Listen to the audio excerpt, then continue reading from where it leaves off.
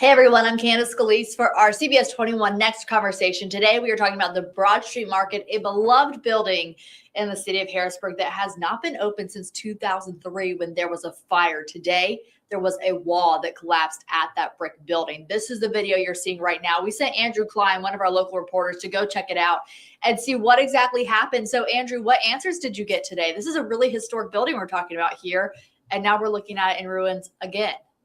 Yeah, historic building, obviously a lot of history, a lot of, great history, but also some of that negative history that you just touched on, Candace. This is a pretty good look at some of that, that collapsed wall that we saw earlier today. I've been around the wall and around the area for, a good portion of the day today. We're actually just getting to it in a few moments now in the car here.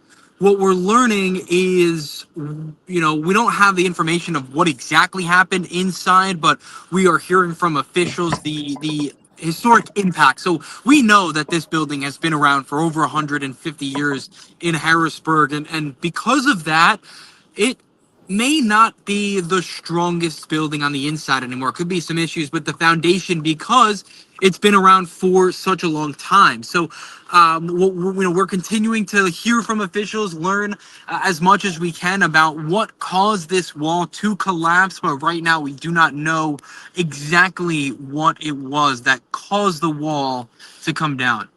It's just crazy to see the inside too, because before the fire happened in 2003, it was in July that year. And as you can see, past that brick wall area that's open, there were so many vendors set up. There were people selling goods.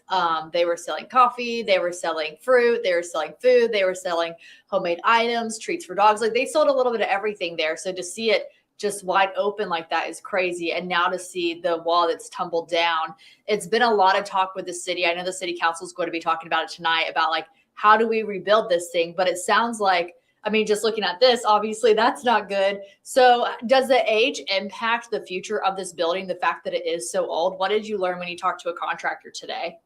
Yeah, it certainly could. It certainly could. The exact answer we don't have just yet. So if we figure out the exact cause, or when we figure out the exact cause, something the city is working on right now, we will of course have that information on air and online. Of course, the history of the building is certainly gonna play a role. Again, I spoke with one of the construction workers just very quickly for a couple of minutes, kind of right after I got here, which was around 12:45 or 11:45, excuse me. And he said the only real person you can actually blame is Father Time, Okay.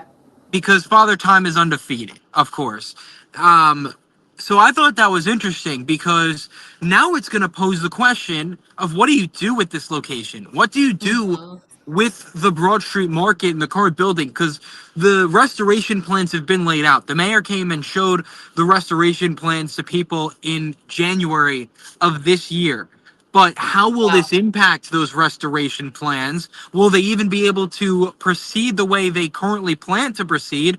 Will they have to change things up? Will they be able to build with what they have here and just fix this wall? Will they have to completely abandon ship and wipe the whole thing out and build a brand new Broad Street Market? So there's going to be a million questions to be answered.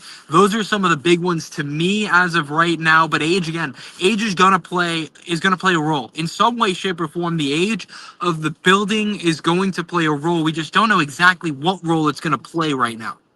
Yeah, it's so sad to see it just sitting there too, because it was such a bustling place when it was open, and there was a ceiling fire with a fan that caught fire and caused the whole thing to just go up in flames. And now we're seeing this, even more destruction. We do know that there's like a tent set up right now for some vendors, and then there's a separate brick building too that people are using. But just seeing this, and like you said, they don't have a cause right now, but you can see those wood beams that were, or I guess are, holding up the other parts of the building, and we're holding up this part. So it's going to be interesting. Do you know who's investigating to figure out what exactly happened here?